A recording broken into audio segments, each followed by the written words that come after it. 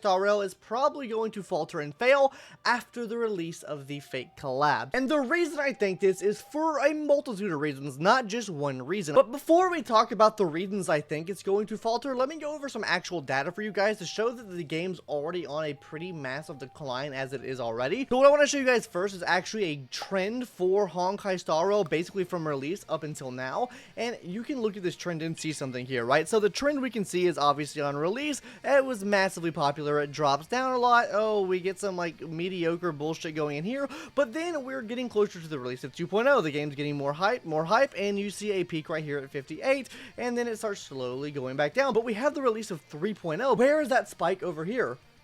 That's right. There is no spike over here, and that's even with the release of Casterus, guys. So you can see near the release here, it was around a 31 of the trend level here, 31% of what it was at its absolute peak, which is back here on April 30th to May 6th, and right here is the peak. This is probably when 3.0 released at 31. This is probably the point where Miss Casterus released at, which was April 6th, which was a 30, so it got very, very close to the interest level for YouTube searches, that is. Now, this is not taking revenue into account or anything like that, right? But it got very close to that level. But that's not the only thing we can look at. Let's just look at overall revenue for Honkai Star Rail as a whole as well. Honkai Star Rail is noted by the red dot right here, guys. You can see I've been tracking it since January of 2024, so over a year now.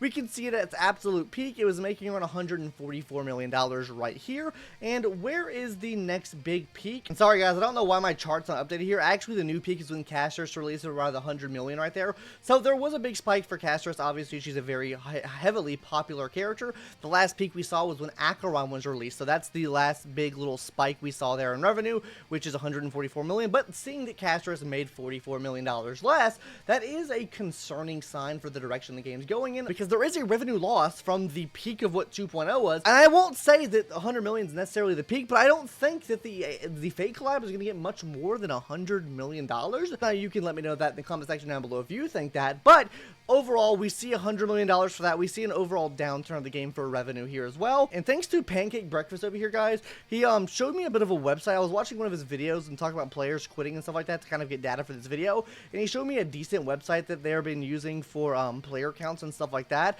And I didn't feel like reading through all this fucking yap and doing math, so I threw it into Google Gemini. And basically what Google Gemini is saying, guys, is while there are the occasional monthly spikes, the overall trend indicates a decreasing player count. The magnitude of the decrease is in several months: December 2023, July 2023, August 2023, April 2025 often outweighs the increase, leading to a net decline over the 2-year period shown. And I think you can see that just from the player count overall, guys. Look at the average monthly player count.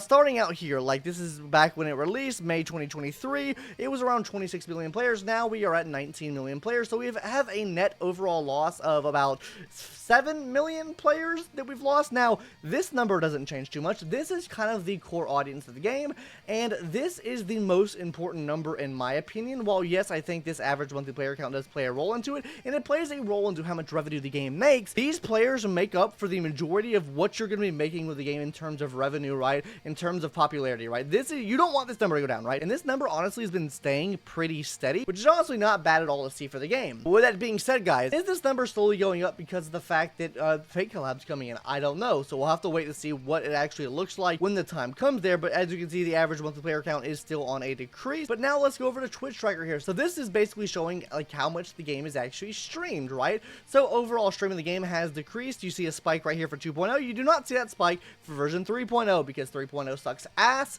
and this definitely does show it. There's overall less viewership on Twitch, which leads to less exposure of the game, which would ultimately, I think, lead to less average monthly player counts. Like I said, not affecting that core player count. We are going to get back to this average player count, guys, because I do think there is a way that this is going to go down, and that will be when we're talking more about the fake collab after this. The last data point I want to show here, guys, is actually for the Honkai Star Rail YouTube channel. This is going to show the average views and subscribers for the past year, right? There has been an overall 68% decrease in subscribers gained, and for view count, there's been an average of 25% view count decrease in the past year, meaning there's overall less interest in the game, because this is a very big source of where people are getting their information from, that coming from live streams, that coming from character trailers, really anything to do with the new characters coming to the game, they show it on their YouTube channel. And seeing a decrease like this, 25% over the the past year is not very good because it shows an overall decrease in the game. So let me go and hop into the reasons on why I think this will cause Honkai Star Rail to fail.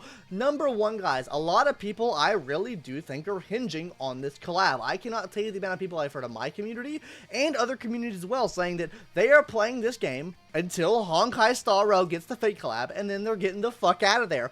Now, do I think they're realistically gonna get the fuck out of there? Probably not. Most of those people are probably capping out of their fucking ass lying. They're not gonna quit the fucking game. But with that being said, a lot of people are talking about it, so that means there probably will be an overall player count decrease after the fake collab if they don't make things better, including a lot of content creators, and content creators for the game drive interest for the game, because the more people making videos, streaming the game, everything like that, makes people want to play the game more, because they say, oh, my favorite content creator played Honkai Star Rail, I want to play Honkai Star Rail now. So with losing that, you do lose some of your core audience. Now let's hop into the fake collab aspect. What is the collab meant to do? First of all, bring players back to the game, get new players coming to the game, and get crossover from the fake community to this community. Right now, Fate motherfuckers are stingy as hell. Do you think these actual Fate fans are going to stick around after the Fate story's gone? Or after they get their characters? No. They are getting in and getting out. Just like me with AFK Arena. After I got my Eins, after I got Joker from the Persona 5 collab, I got my ass out of there.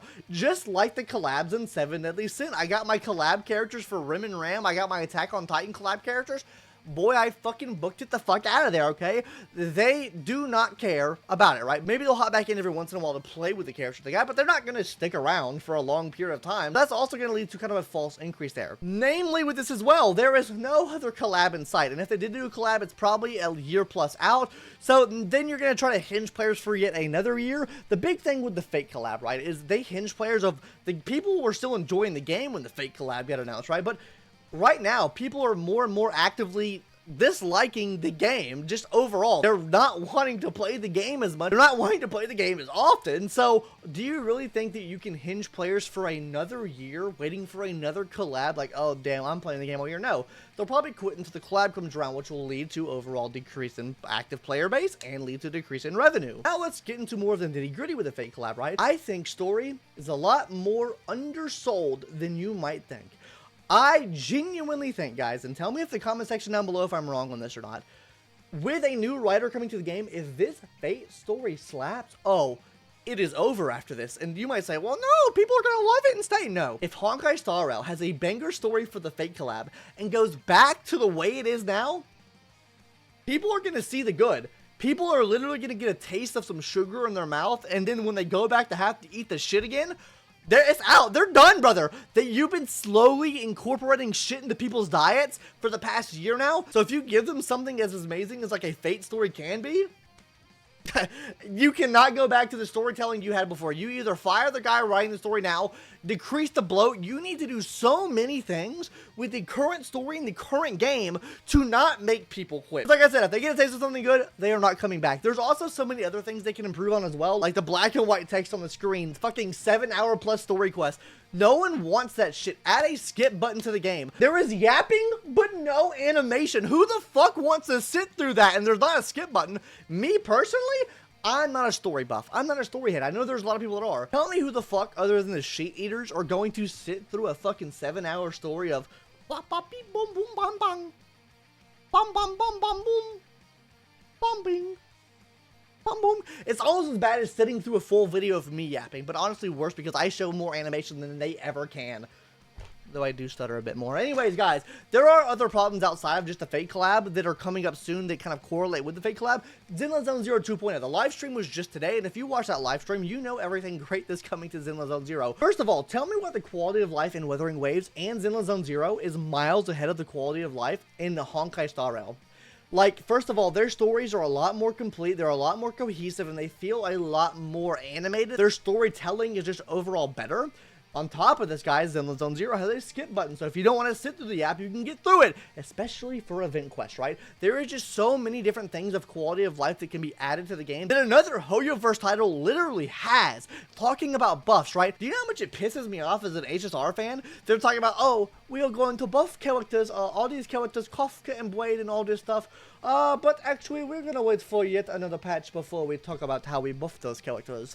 And then Zenless Zone Zero is like, hey, we're gonna buff these characters, and then the live stream, like right after they talk about it, hey guys, This is the buff we're giving to this character right here. Have a nice fucking good day to you, right, sir? They fucking procrastinate and shit so much. I'm just crashing out at this point, honestly, guys. Like, there's so many things that can cause Honkai Star Rail to fail at this point, and I do think with the addition of all these new gacha games coming into the mix now, Hoyoverse itself is gonna have a lot more competition, which hopefully I thought the other games would make Honkai Star Rail do better. It seems like other games have made Honkai Star Rail do worse.